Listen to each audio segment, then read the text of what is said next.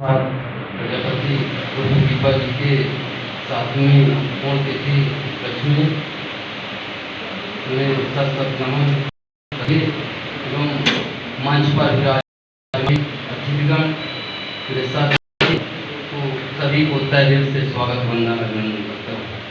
साथियों, हमारे समाज के एक गौरवशाली नेता थे और समाज के नहीं बल्कि सब समाज के थे।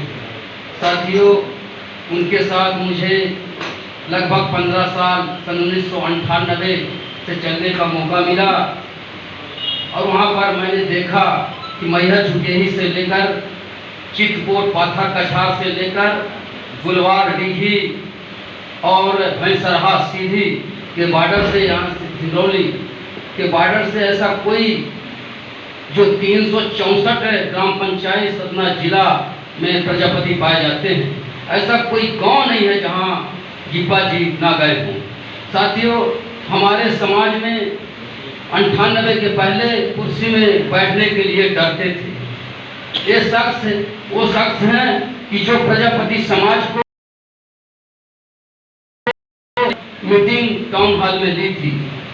हमारा समाज कुर्सी में बैठने का डरता था, उनको पकड़ करके कुर्सी में बैठाने का काम ये, और समाज को जन जन तक जा करके उन्हें शिक्षा के बारे में अधिक जानकारी दी। उन्होंने कहा था कि साथियों, मेरे समाज के लोगों, बाबा साहब अम्बेडकर ने कहे थे कि शिक्षित बनो, संगठित हो, संघर्ष करो।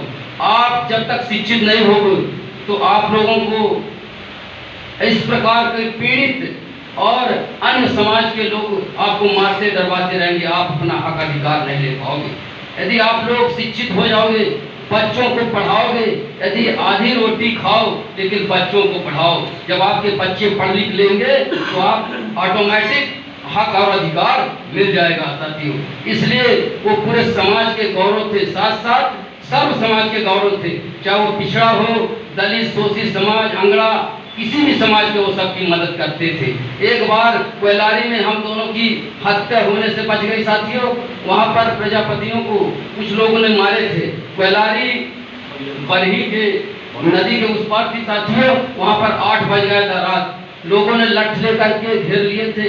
हम 2 आदमी थे, उधर से हम लोगों ने कई लोग पीछे से साइड से भगाए और हम इतना हम दोनों आदमी नदी बह करके आए थे। साथियों, चाहे हम कोई मत डालते, तो ऐसे संघर्षशील नेता थे। मैंने बोला, साहब मैं तो पैर जाऊंगा, आप पैरों मैं बराबर आता है, आप डरो मत।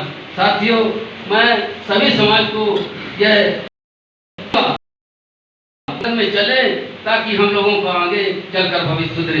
साथियों, उनके कहने पर मैंने शिक्षा पर बहुत महत्वपूर्ण रखा और मेरा एक छोटा बच्चा था, बड़ा बच्चा का नाम है मेरे कुंवर अभिलाष प्रताप। उन्होंने कहा, बेटू तू पढ़ ले, पढ़ लिख करके तू नेता बनेगा।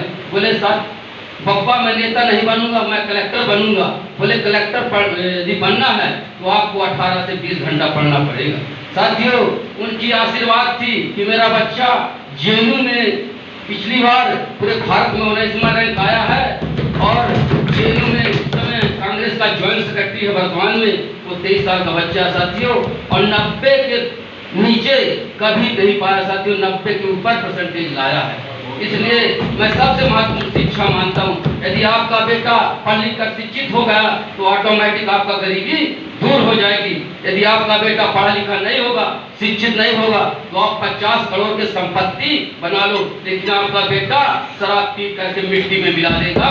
इसलिए साथियों, शिक्षा ही सबसे बड़ी पूंजी है। ज्यादा न बोलते हुए, जय भीम, जय भारत, जय संविधान, जय भारत।